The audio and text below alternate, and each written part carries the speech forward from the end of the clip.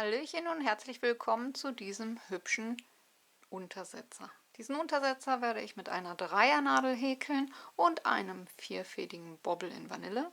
Alle Angaben zur Wolle, Nadelstärke und Verbrauch findet ihr wie immer unterm Video in der Infobox. Und dann würde ich sagen, legen wir los. Dieses Deckchen beginne ich mit einem Fadenring. Ich lege den Faden zwischen Mittel- und Zeigefinger hindurch, von außen zweimal um den Daumen herum und halte den Endfaden mit kleinen und Ringfinger fest.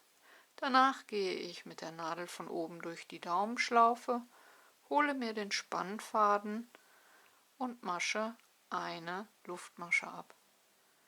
Ihr könnt dann auch direkt noch zwei zusätzliche häkeln und habt somit schon mal eure 3 Steigeluftmaschen, denn wir machen weiter mit Stäbchen. Wem das Ganze zu schnell war, unten rechts am Bildschirmrand vom Rechner aus findet ihr ein Zahnrad, da könnt ihr das Ganze etwas langsamer stellen, oder aber es gibt nochmal separate Videos zum Fadenring oder auch Magic Ring. Weiter gehäkelt wird um beide Fäden herum. Insgesamt brauchen wir 24 Stäbchen. Die Steigeluftmaschen zählen bereits als erstes Stäbchen. Wir machen einen Umschlag und gehen um beide Fäden herum und häkeln ein Stäbchen ab. Wichtig dabei ist, dass es wirklich beide Fäden sind, einmal der lose, einmal der Ring, und dass ihr diese nicht spaltet. Also schön um beide Fäden herum, ohne diese zu verheddern oder zu spalten. Und so brauchen wir jetzt insgesamt 24 Stäbchen.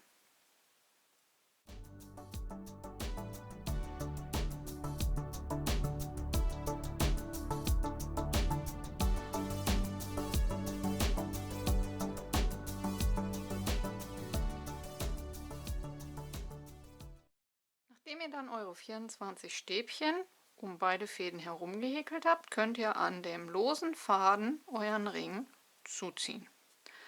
Dabei könnt ihr euch aussuchen, ob ihr in der Mitte ein Loch lasst oder das Ganze komplett zuziehen möchtet. Bei dieser Menge an Stäbchen würde ich auf jeden Fall ein kleines Loch lassen.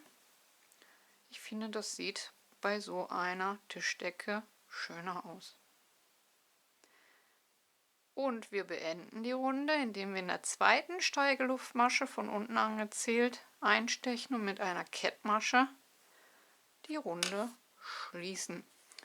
So, und dann haben wir auch schon Runde 1 und können auch den Faden vernähen. Kommen wir zur Runde 2. Runde 2 beginnen wir auch wieder mit 3 Steigeluftmaschen für ein Stäbchen und einer zusätzlichen Luftmasche zum Rüberkommen. Den Maschenmarkierer setzen wir uns in der zweiten Luftmasche von unten angezählt, denn dort müssen wir dann am Ende der Runde schließen. Nun zieht ihr das Ganze etwas auseinander, denn Steigeluftmaschen bleiben über Steigeluftmaschen. Wir machen einen Umschlag, nehmen uns das zweite Stäbchen und häkeln dort ein Stäbchen hinein. Dann eine Luftmasche, nächstes Stäbchen, ein Stäbchen, Luftmasche und in das nächste Stäbchen ein Stäbchen. Und so im Wechsel jetzt einmal rum, immer eine Luftmasche und ein Stäbchen häkeln,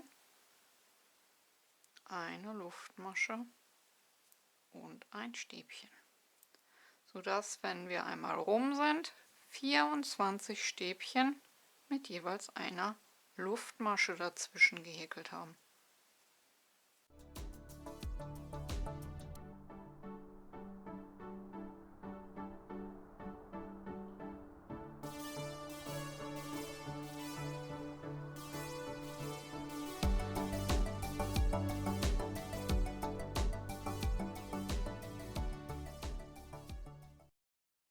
Und am Ende der Reihe in das letzte Stäbchen ein Stäbchen und zum Schluss die Luftmasche nicht vergessen, und wir beenden die Runde in der zweiten Steigeluftmasche von unten angezählt.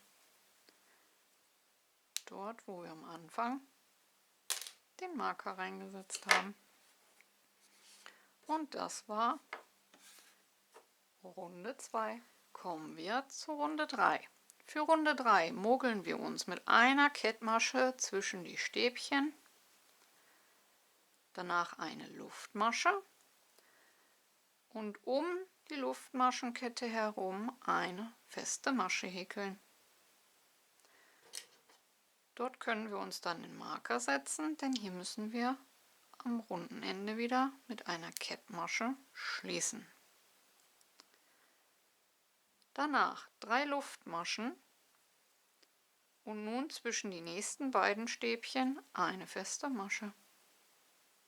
3 Luftmaschen, zwischen die nächsten beiden Stäbchen eine feste Masche.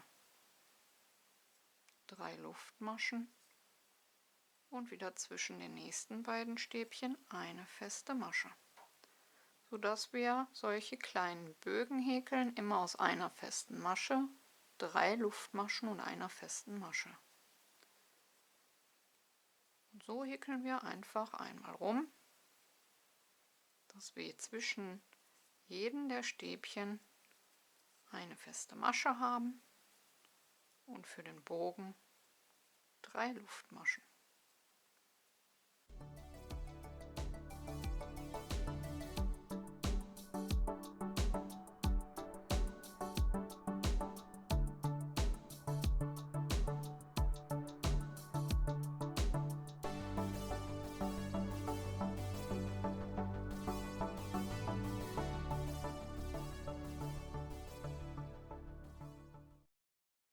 Und am Ende der Reihe 3 Luftmaschen, eine feste Masche zwischen die letzten beiden Stäbchen, 3 Luftmaschen und wir beenden die Runde in der ersten festen Masche, wo wir den Marker gesetzt hatten.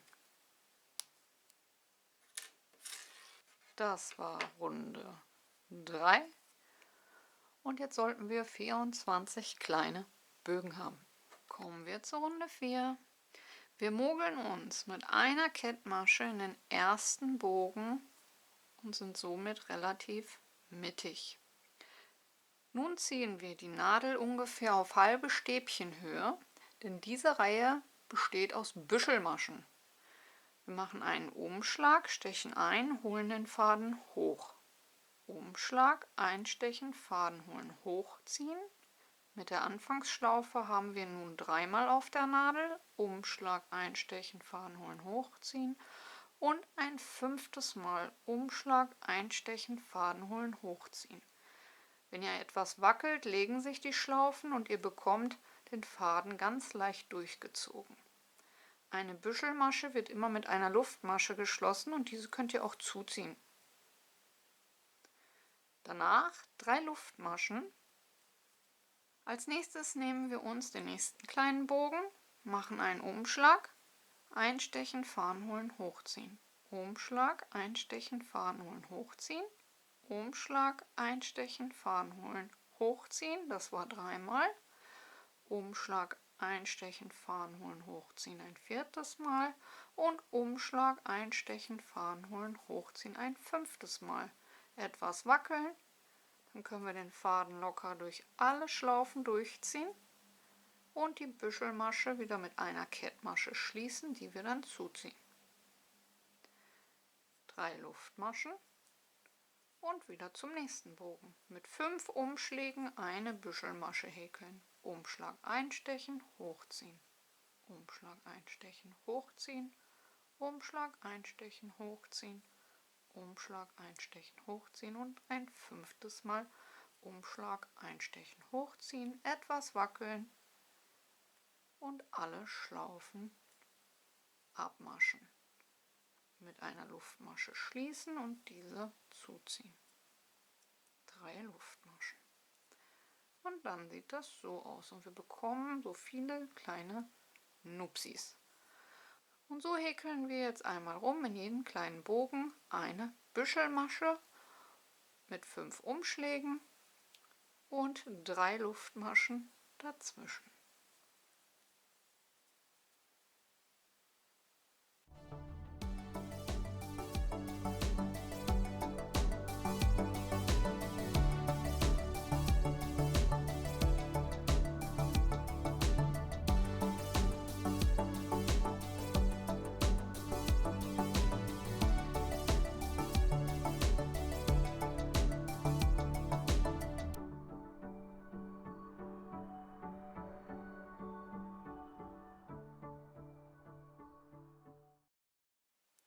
Und am Ende, nach der letzten Büschelmasche, 3 Luftmaschen nicht vergessen. Und wir schließen die Runde über der ersten Büschelmasche oben in der Luftmasche, mit der wir die Büschelmasche geschlossen haben. Dort stechen wir ein und schließen mit einer Kettmasche. Und dann haben wir auch hier einen schönen Abschluss. Kommen wir zur Reihe 5. Für Reihe 5 mogeln wir uns einmal mit einer Kettmasche um die Kette und einer Kettmasche in die mittlere Masche der Kette in die Mitte.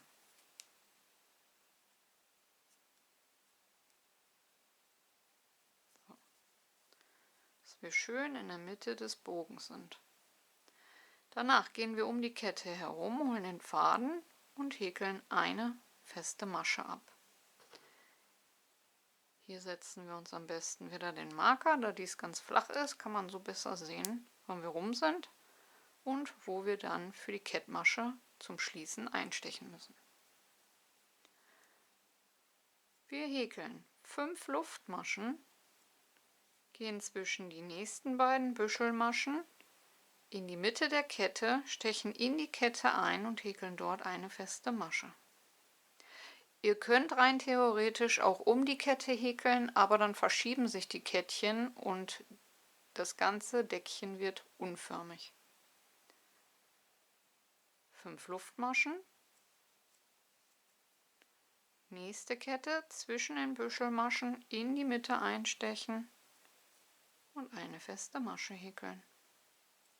5 Luftmaschen, nächste Kette mittig einstechen, eine feste Masche häkeln.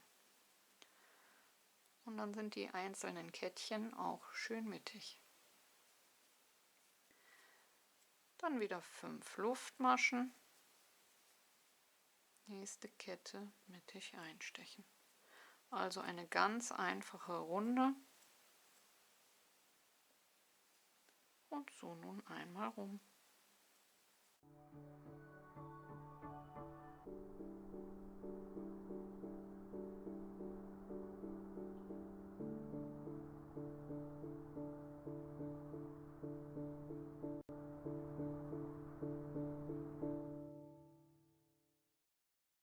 Und am Ende der Reihe, nachdem wir in den letzten Bogen eingestochen haben, 5 Luftmaschen. Und wir beenden die Runde, indem wir in die feste Masche vom Anfang mit einer Kettmasche schließen. Und das war unsere Runde 5.